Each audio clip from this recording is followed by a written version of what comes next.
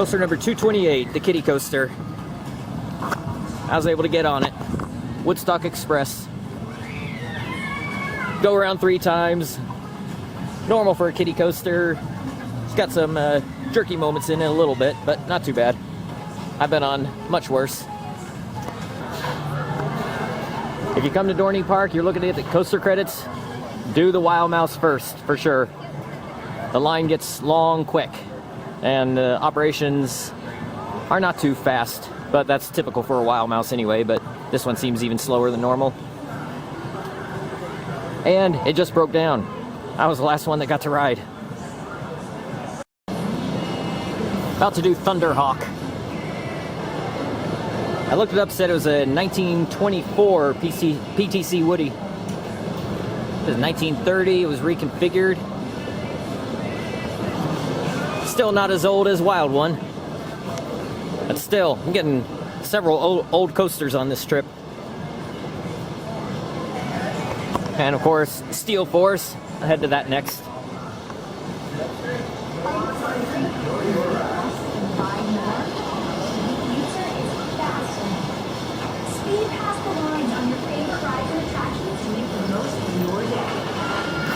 Lets you ride as many times as you want. And Steel Force train is almost empty. But if you're looking for the it's half empty. You need Fastlane Plus.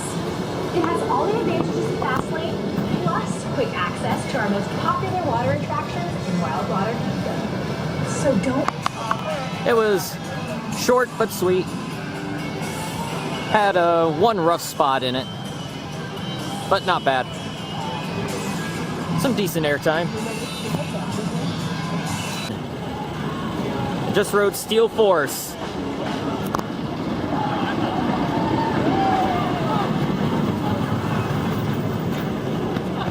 And that is worlds better than Mamba at Worlds of Fun. They are almost clones, not quite, but they are very similar. It goes out, does a helix, comes back with small airtime hills.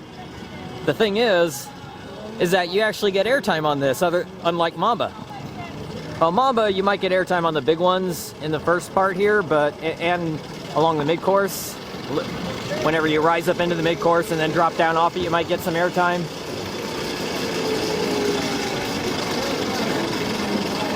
But on Mamba at Worlds of Fun, these little airtime hills towards the end, you get nothing. Absolutely nothing.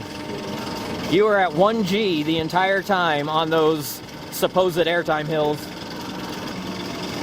With this, you actually get airtime.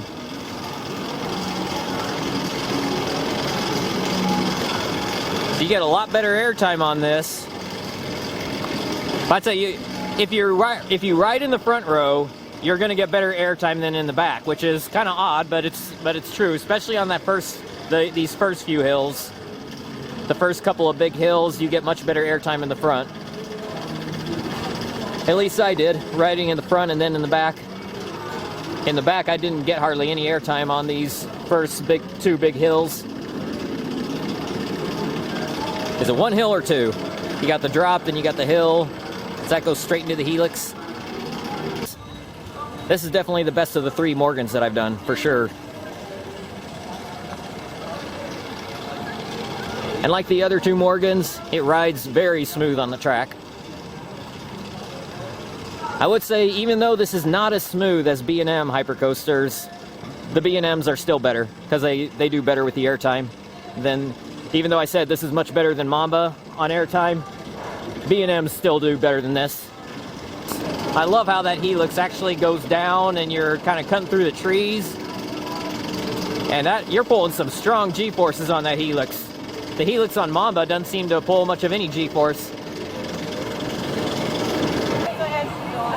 I just rode Possessed. So I've done 5 of the 8 coasters at this park.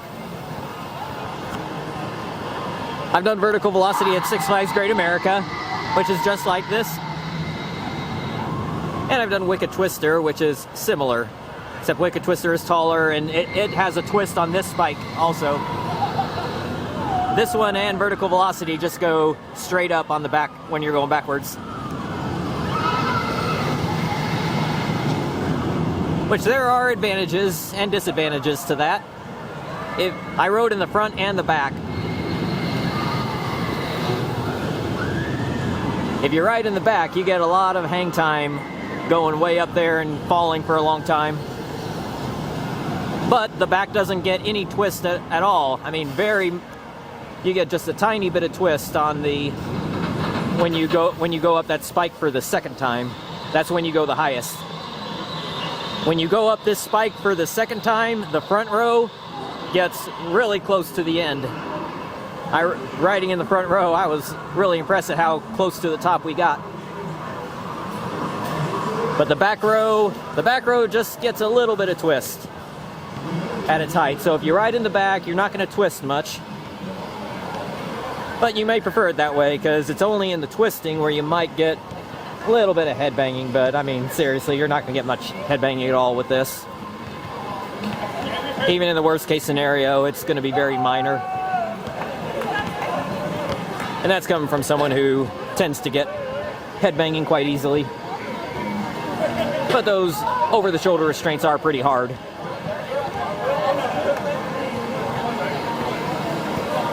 So I'm a big fan of these Intamin Impulse coasters.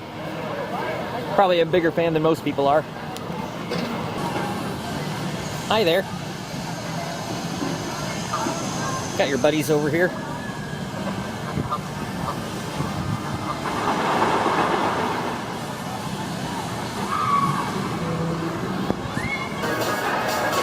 Well, they opened Demon Drop a little late, but they got it open. And I just rode it. That was pretty cool. That was a lot different than anything else I've ever ridden. Question is it a coaster? On coastercount.com, this is listed as undefined, meaning they have no idea whether it's a coaster or not.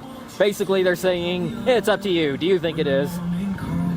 Well, it isn't exactly just a drop tower because it does glide out. So, I'm not sure what to think about that. I got this nice little water feature over here. There's a lot of finer details about the park. The ducks and geese like it. Hello there. And I missed them drop. Okay, I'll catch the next one.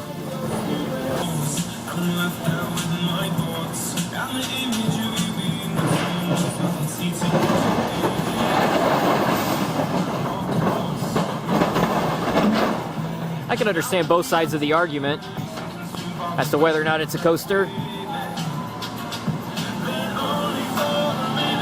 Basically, it's up to you.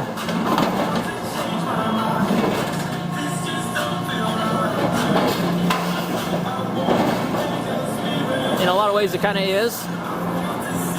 But in other ways, it's kind of just a drop tower. So whatever you think. You want to count it? Count it. It is smooth. I was wondering how it would feel riding on your back once you get to the bottom, but yeah, it was fine.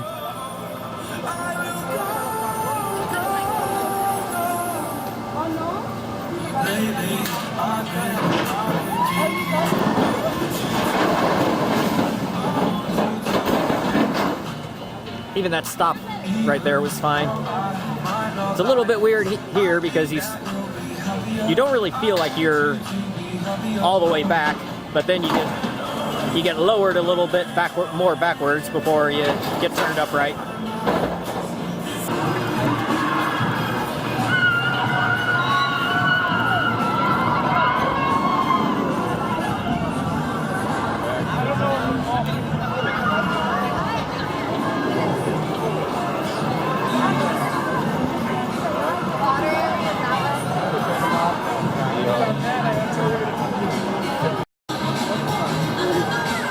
Okay, so I just rode Hydra the Revenge, and that was so much better than I was expecting. I mean, I'm usually not that big on floorless coasters in general, but Kraken and Superman Krypton coaster, I really like those. But all the other floorless coasters I've ever done, I haven't really been all that impressed with. Dominator, Rougarou. Scream and definitely not Firebird. That was terrible. So I wasn't expecting a whole lot from this, but this is an excellent floorless coaster. This one is right up there alongside Kraken and Superman Krypton coaster.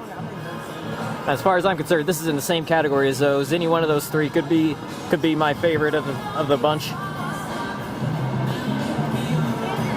This has airtime, it has hang time, especially with that JoJo roll out of the station. So you got hang time, air time, intensity, inversions. This is just such a great ride. And I love that this is such a unique layout. It is so different from most B&M loopers that seem to follow the same similar pattern. This doesn't have a vertical loop. It has kind of, I don't know if that would be considered an incline loop or just an extreme overbank. But yeah, the first inversion after the drop is definitely a weird one. Then you got the 0G roll. And how about another one? And this looks like a Cobra roll,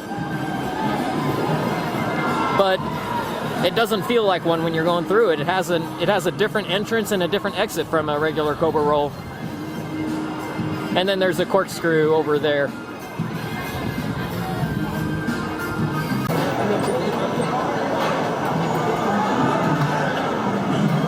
I love that part.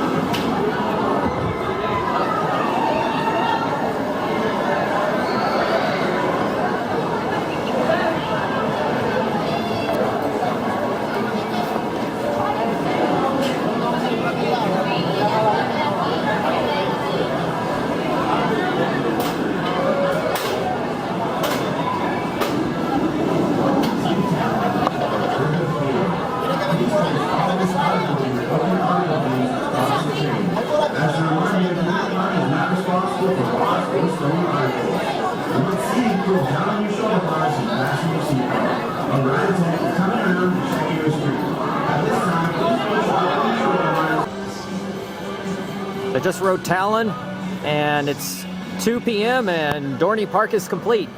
4 hours, I've done all 8 roller coasters, and even did a few of them multiple times. Now Talon I only did once because it's the only ride that I've encountered with the line, and it's actually about a 30-minute wait. Still not bad. I was expecting Saturday be 30-minute waits or more on everything. And it's just this one. Everything else is short waits. And this is definitely a very good invert. I did not get head banging, and I didn't even detect any rattle at all. Is that possible, a B&M without a rattle? I rode in the back, so who knows? It's like a Hydra seemed to have a little bit of a rattle in the front, not so much in the back. So who knows? Maybe the back is better as far as the rattle goes. But it was smooth. It had great inversions. Had some airtime moments. It was intense.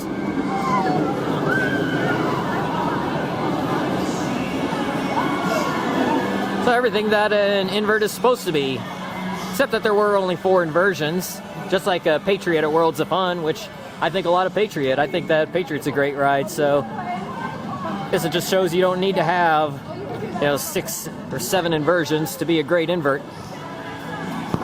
Although my favorite 2 inverts do both have 7 inversions, Banshee and Montu. And oh yeah, Hydra has 7 inversions too, so that was my 7th roller coaster with 7 inversions.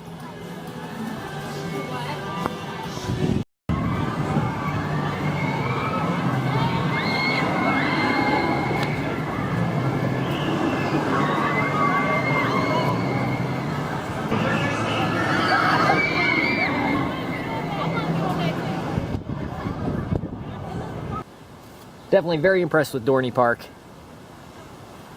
It's certainly not up to the level of like Kings Island, Kings Dominion, and it's missing that Fury type ride to get to Carowinds level, but it's actually not too far off of Carowinds even without that. So I was really impressed with it.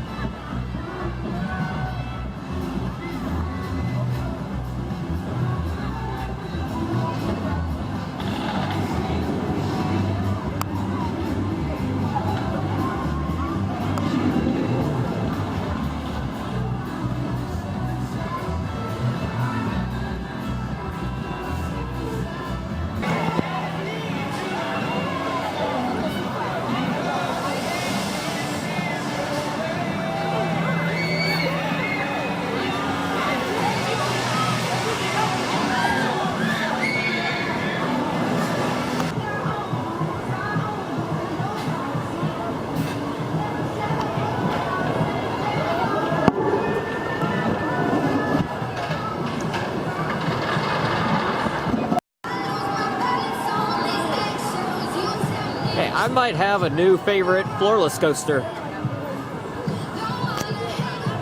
I don't know, I'll have to think about it, but this one is definitely up there with Kraken and Superman Krypton Coaster. Easily the 3 best floorless coasters I've been on. Or at least my favorite 3. Love that JoJo roll out of the station. And I love that once you go down the drop, you don't stop the entire way. No mid-course. The 6 more inversions, and very unique too. Just a very, very different layout from what most floorless coasters do, and I like that. So maybe if I hadn't ridden so many floorless coasters, maybe I wouldn't be thinking this, but having ridden several and they all kind of do the same thing, having something different makes it really stand out.